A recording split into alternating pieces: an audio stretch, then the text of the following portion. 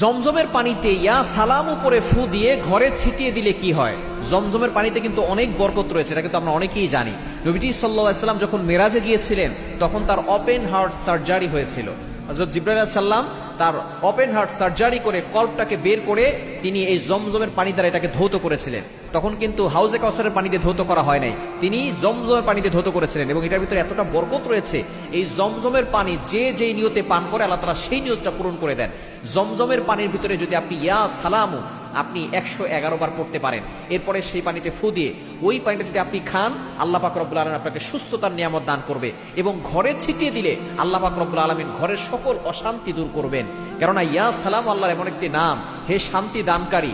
আপনি এটা যদি বারবার পরে জমজম পানিতে ফু দিয়ে ঘরে ছিটিয়ে দেন, ঘরের ভিতরে অনেক সময় অশান্তি থাকে, স্বামী স্ত্রীর ভিতরে ঝগড়া, একজন আরেকজনকে দেখতে পারে না, যত ধরনের সমস্যা দেখা যাচ্ছে ঘরে আসলেই হয়।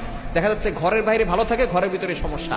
এগুলো অনেক সময় জিনের প্রভাবের কারণে হয়, ব্ল্যাক ম্যাজিকের কারণে হয়, কুফরি কালামের কারণে হয়, সন্তান কথা শোনে না, দেখা যাচ্ছে ঘরের ভিতরে কোনো বরকত নাই, এরপরে ঘরের লোকরা বারবার অসুস্থ থাকে।